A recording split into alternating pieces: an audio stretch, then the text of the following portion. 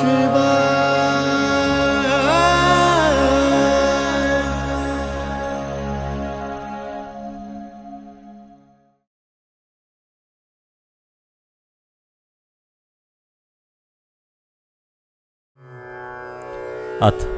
पंचमोऽध्याय। अर्जुन उवाच। संन्यासं कर्मणां कृष्ण पुनः योगं च शंससि यत् श्रेय एतयो एकं तत् मे ब्रूहि सुनिश्चितम्। अर्जुन बोले, कर्मों के त्याग की और फिर योग की प्रशंसा करते हैं। कृष्ण, इन दोनों में जो श्रेयस्कर हो उसे सुनिश्चित करके मुझसे कहिए। योगी राजवाच। संन्यास अर्थात मृत्यु या समाधि की प्रशंसा करके योग को विशेष बताने पर अर्जुन पूछते हैं कि इन दोनों में जो श्रेष्ठ हो, हे कृष्ण, आप उसे मेरे लिए कहिए। श्री भगवान उवाच। संन्यास कर्मयोग च निःश्रेयस करो उभो तयो तु कर्म संन्यासात् कर्मयोग विशिष्यते। श्री भगवान बोले, त्याग और योग कर्म दोनों ही कल्याणकर हैं, परंतु उनमें कर्मों के त्याग से योग कर्म विशेष है। योगी राजवाच। प्राचीन योग और उसके माध्यम से समाधिस्थ होकर मृत्यु को जानना दोनों ही श्रेष्ठ है।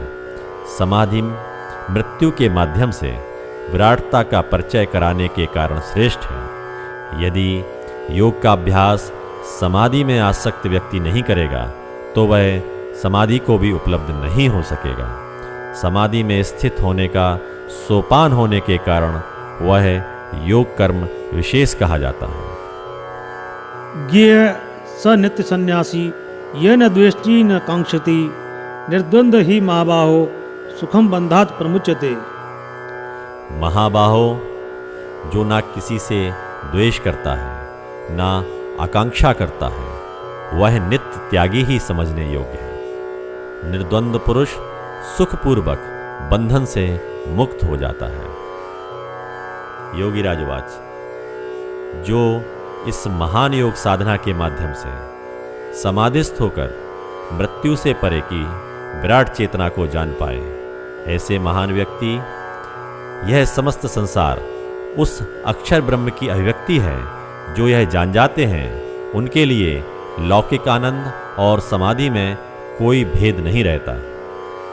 सांख्य योग पृथक बाला प्रवदन्ति न पंडिता एकम अपि आस्थित सम्यक उभयो विन्दते फलम।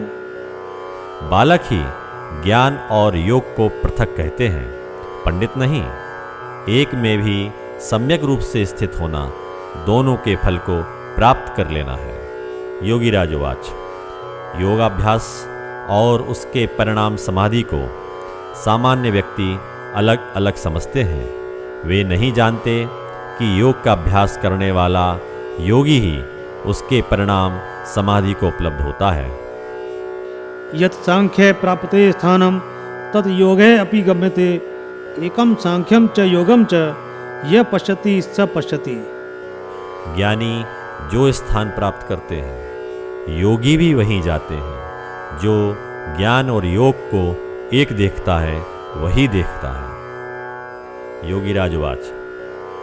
समाधिस्थ होकर योगी मृत्यु से परे की जिस विराटता का अनुभव करते हैं, उसी विराटता का अनुभव वे योग साधक भी कर पाते हैं। जो योगाभ्यास में बहुत आगे बढ़े होने पर भी समाधिस्थ नहीं हो पाए हैं, किंतु योगाभ्यास के प्रबल अभ्यास के कारण उनके भीतर इतना योग बल उत्पन्न हो गया है कि वे योग बल से देह त्याग कर सकें।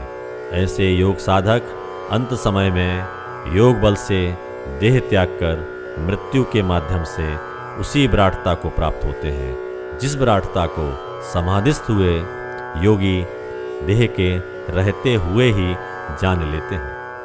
संन्यास तुम महाबाहो दुखम आप्तुम अयोगतः योग युक्त मुनि ब्रह्म न चिरेण अधिगच्छति। महाबाहो, योग के बिना त्याग होना कठिन है। योग युक्त मुनि ब्रह्म को शीघ्र ही प्राप्त हो जाते हैं। योगी राजवाच। योग की प्रबल साधना किए बिना संन्यस्त होना यानी मृत्यु का जानना संभव नहीं है।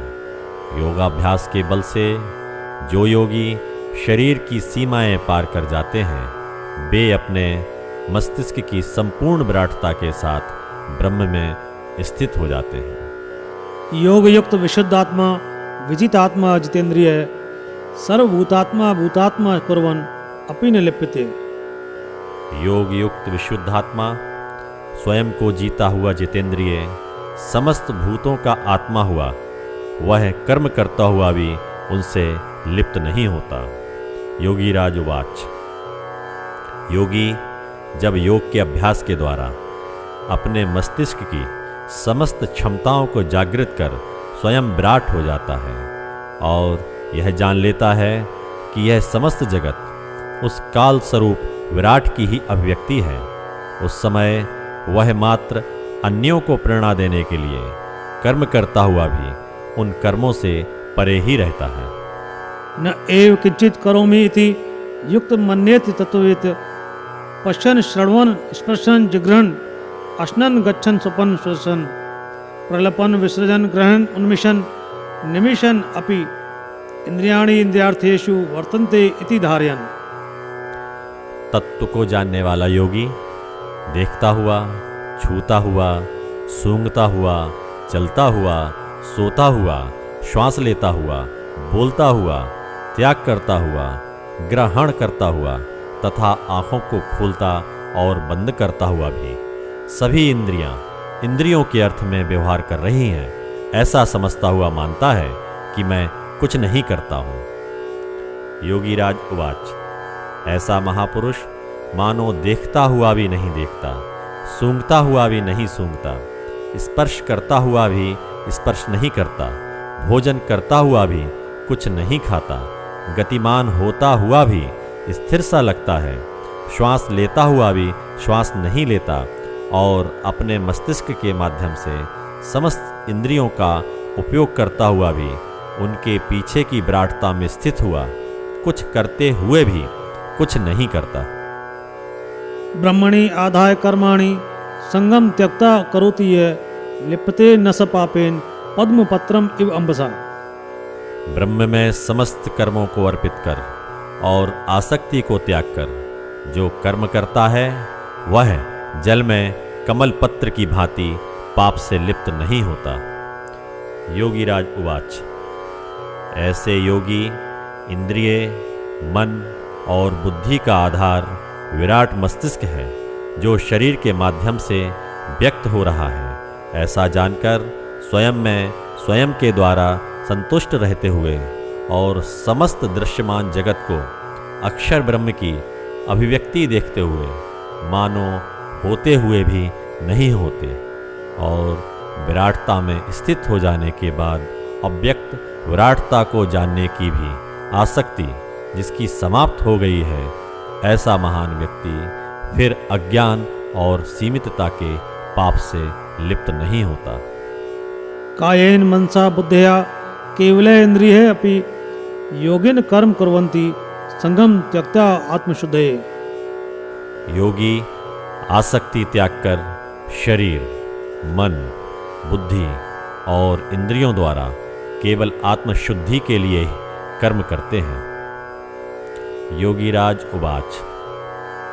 शरीर, मन, बुद्धि और इंद्रियों का मस्तिष्क की चेतना के साथ संबंध जानकर योगी की शरीर और इंद्रियों के प्रति आसक्ति समाप्त हो जाती है और वह शरीर, मन, बुद्धि और इंद्रियों के माध्यम से योगाग्नि प्रज्वलित कर स्वयं की चेतना की संपूर्ण विराटता को जागृत करने के लिए कर्म करता है।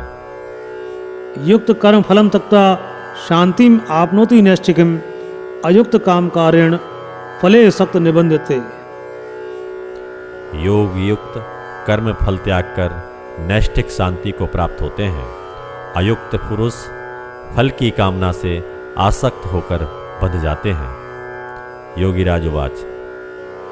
योगियों के कर्म फल की आसक्ति के बिना ही किए जाते हैं और उनकी चेतना शरीर की सीमाओं से मुक्त हो जाने के कारण उनके समस्त कर्म उस अव्यक्त काल की शरण में रहते हुए काल के ही निमित्त होते हैं, और जो सामान्य व्यक्ति अपने मस्तिष्क की अनंत क्षमताओं को चैतन्य करने के प्रति उदासीन रहता है, वह शारीरिक सीमाओं में ही सीमित रहने से कर्म बंधन में फंसा रह जाता है। सर्वकर्माणि मनसा संन्यस्य आस्ते सुखम वशी न द्वारे पुरे देहि मन एव कुर्वन्न कार्यन। समस्त कर्मों को मन से त्याग कर स्वयं को वश में करने वाला देही करता हुआ और कुछ ना करता हुआ सुखपूर्वक 9 द्वारों वाले महल में रहता है। योगीराज उवाच। स्थित प्रज्ञता को उपलब्ध हुआ महापुरुष स्वयं की विराट चेतना को जागृत कर लेने के बाद शरीर यात्रा समाप्त होने तक इस शरीर में सीमित सा दिखाई देता हुआ स्वयं में संपूर्ण विराटता संजोए रहता है। न कर्तृत्वम न कर्माणि लोकस्य सृजति प्रभु न कर्मफल संयोगम स्वभाव तु प्रवर्तते। प्रभु न कर्तव्य का, न कर्मों का, न कर्म और फल के संयोग का सृजन करते हैं। यह लोक स्वभाव से संचालित है। योगीराज उवाच। उन अव्यक्त अक्षर ब्रह्म काल द्वारा व्यक्त विराट चैतन्य मस्तिष्क ही इस सृष्टि में स्वयं के स्वभाव से समस्त कर्म और उनके फल की कल्पना करता है। वे अव्यक्त काल इस समस्त सृष्टि को मस्तिष्क के माध्यम से व्यक्त करके भी उससे परे ही रहते हैं और सब कुछ करते हुए भी कुछ नहीं करते। न आदत्ते कस्यचित् पापम न च एव सुकृतं विभु अज्ञानेन आवृतं ज्ञानम तेन मुह्यन्ति जन्तवः। सर्वव्यापी विभु ना किसी के पाप और ना पुण्य को ग्रहण करते हैं। अज्ञान से ढका होने के कारण जीव मोहित हो रहे हैं। योगीराज उवाच। वे सर्वव्यापी अक्षर ब्रह्मकाल मस्तिष्क द्वारा कल्पित कर्म और कर्मों के फल से परे ही रहते हैं। स्वयं की चेतना का बहुत बड़ा हिस्सा सुप्त होने से अधिकांश मनुष्य कर्म और कर्म फल की कामनाओं में ही सीमित चेतना के कारण मोहित रहते हैं। ज्ञानेन तु तत् अज्ञानम येषां नाशितम आत्मनः तेषाम आदित्यवत ज्ञानम प्रकाशयति तत्परम। जिनका वह अज्ञान स्वयं के ज्ञान द्वारा नष्ट हो गया है, उनका ज्ञान सूर्य के समान प्रकाशित उस परम तत्व के सदृश प्रकाशित होता है। योगीराज उवाच। स्वयं की सुप्त विराट चेतना को जागृत करने की महत्वाकांक्षा रखने वाला योगी जब स्वयं के अज्ञान को अपनी सुप्त क्षमताओं को जागृत कर समाप्त कर देता है, ऐसा योगी अपने योगाभ्यास के बल से सूर्य के समान प्रकाशमान उन समस्त तेजों के तेज अव्यक्त काल तत्व को प्रत्यक्ष देखता है। तद्बुद्ध तदात्मान तन्निष्ठा तत्परायण गच्छन्ति अपनरावर्तिम ज्ञान निर्धूत कल्मषा। उनमें ही बुद्धि वाले जो स्वयं उनमें हैं, उनमें ही निष्ठा वाले उनके ही प्रायण ज्ञान द्वारा निर्मल होकर जहाँ से फिर लौटना नहीं होता वहाँ जाते हैं। योगीराज उवाच।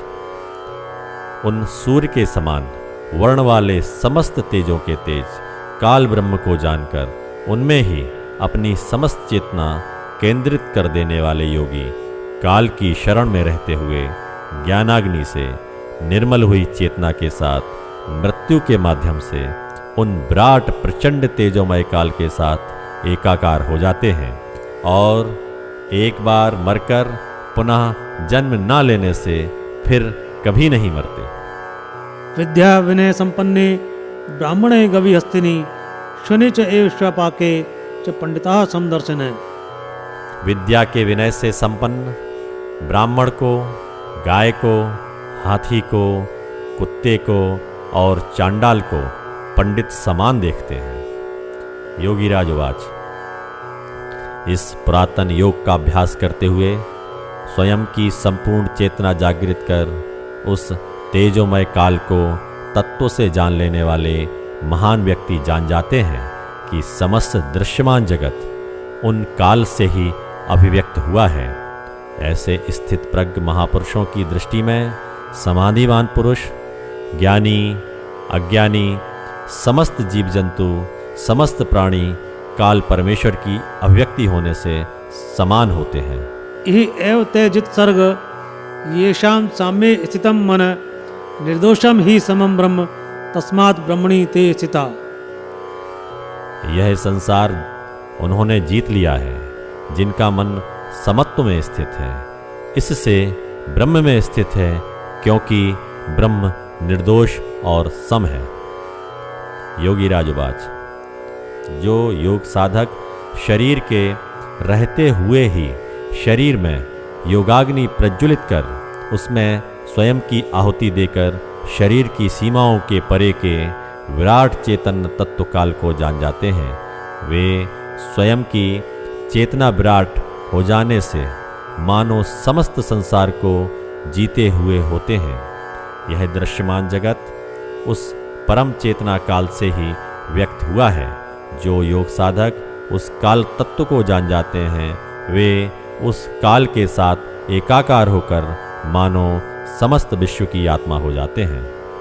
न प्रहस्येत प्रियम प्राप्य न उद्दिजेत प्राप्य च अप्रियम स्थिर बुद्धि असमूढ़ ब्रह्मवित् ब्रह्मणि स्थित। जिसे प्राप्त होने पर हर्ष ना हो और अप्रिय प्राप्त होने पर उद्वेग ना हो, वह स्थिर बुद्धि मोह रहित ब्रह्मवित् ब्रह्म में स्थिर होता है। योगी राजवाच, इस पुरातन योग का अभ्यास करने वाला योगी जो स्वयं की विराट चेतना को जागृत करने में सफल हुआ है, वह शरीर में सीमित दिखाई देता हुआ भी सृष्टि को व्यक्त करने वाले अव्यक्त अक्षर ब्रह्म के साथ एकाकार रहता है। ऐसे महान व्यक्ति को इंद्रियों के विषय प्राप्त होने पर हर्ष नहीं होता और मृत्यु को तत्व से जान लेने से शरीर समाप्त होने के समय जो मृत्यु को ना जान पाने से उससे भयभीत रहते हैं, उन सामान्य व्यक्तियों की तरह वह भयभीत नहीं रहता। ऐसा स्थित प्रज्ञ महात्मा स्वयं के विराट मस्तिष्क की संपूर्ण चेतना के साथ अक्षर ब्रह्म काल में स्थिर रहता है। बाह्य स्पर्शेषु असक्तात्मा विन्दति आत्मनि यत् सुखम स ब्रह्म योग युक्तात्मा सुखम अक्षयम अश्नुते। बाहर के विषयों में अर्थात सांसारिक भोगों में आसक्ति रहित अंतःकरण वाला पुरुष अपने अंतःकरण में जो भगवत ध्यान जनित आनंद को प्राप्त होता है, वह पुरुष परब्रह्म परमात्मा रूप योग की एक ही भाव में स्थित हुआ अक्षय आनंद को प्राप्त करता है। योगीराज उवाच, स्वयं के मस्तिष्क की विराट चेतना को जागृत करने के लिए योगाभ्यास करने वाला साधक जान जाता है कि मस्तिष्क इंद्रियों के माध्यम से स्वयं तृप्त होता है। यह जान लेने वाला योगी इंद्रियों के आकर्षण से मुक्त होकर मस्तिष्क की समस्त चेतना को जागृत कर पाने में सफल हो जाता है और उस विराट चेतना को अव्यक्त काल ब्रह्म में केंद्रित कर उसे तत्व से जानता हुआ उसके साथ एकाकार होकर अक्षर ब्रह्म सुख में स्थित हो जाता है। यही संस्पर्श जा भोगा दुख योने एवते आदंतवंत कौन्तेय न तेषु रमते बुध। जो स्पर्श जनित भोग हैं, वे दुख के ही कारण हैं, आदि अंत वाले हैं, कौन्ते जानने वाले उनमें नहीं रमते।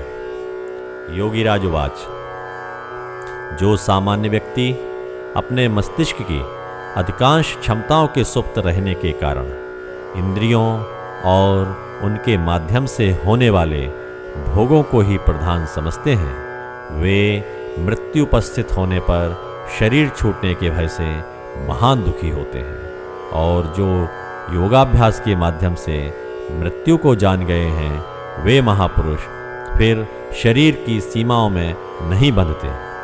शक्नोति इह एव यह सोढ़ुम प्राग शरीर विमोक्षणात् काम क्रोधोद्भवम वेगम सयुक्त स सुखी नर। जो शरीर छूटने से पहले ही काम और क्रोध से उत्पन्न वेग को सहन करने में समर्थ है, वही पुरुष योगी है और वही सुखी है। योगी राज उवाच। पुरातन योग का अभ्यास करने वाले योगी शरीर छूटने से पहले ही स्वयं की सुप्त चेतना को जागृत करते हुए मस्तिष्क व इंद्रियों का संबंध भली भांति जान लेते हैं। वे अपने मन को मन के ही द्वारा जानकर इंद्रियों के माध्यम से विषयों को भोगने की कामना से ऊपर उठ जाते हैं और कामनाओं के न रहने से उन्हें क्रोध भी नहीं आता। जो इतना अनुभव कर चुके हैं, ऐसे इस पुरातन योग के अभ्यासी योगी कहे जाते हैं। यह अंत सुखे अंतराराम तथा अंतर ज्योति एव यह सह योगी ब्रह्म निर्वाणम ब्रह्मभूत अधिगच्छति। जो स्वयं में ही सुखी है और स्वयं में ही रमण करने वाला है और स्वयं में उस ज्योति के दर्शन करने वाला योगी ब्रह्म स्वरूप होकर ब्रह्म निर्वाण को प्राप्त होता है। योगीराज उवाच।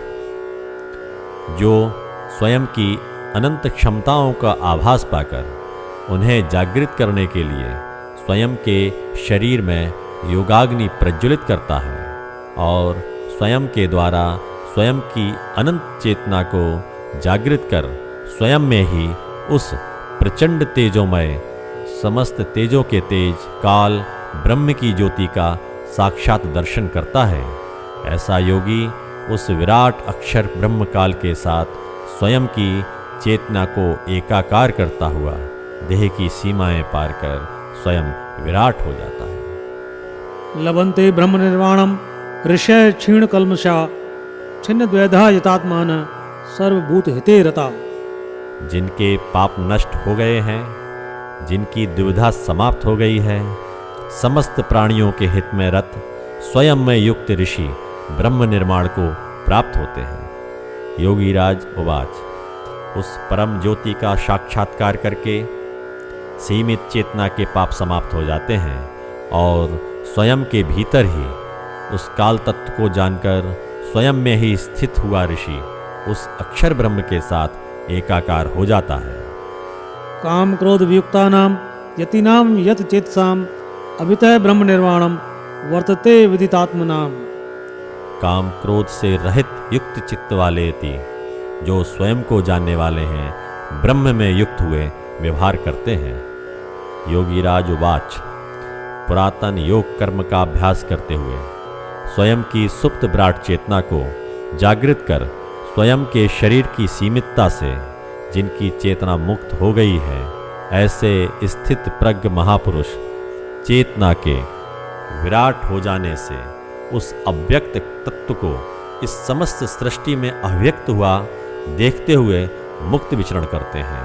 वे जो भी करते हैं वह उस अव्यक्त काल की ओर संकेत होता है। स्पर्शान कृत्वा बहि बाह्यान चक्षुच एव अंतरे भ्रुवो प्राणापानो समो कृत्वा नासाभ्यंतर चारिणो हितेन्द्रिय मनोबुद्धि मन ही मोक्ष परायण है विगतेक्षा भय क्रोध है ये सदा मुक्त एव से भोक्तारम यज्ञ तपसाम सर्वलोक महेश्वरम सुहृदयम सर्वभूतानाम ज्ञाता माम शांतिम ऋच्छति।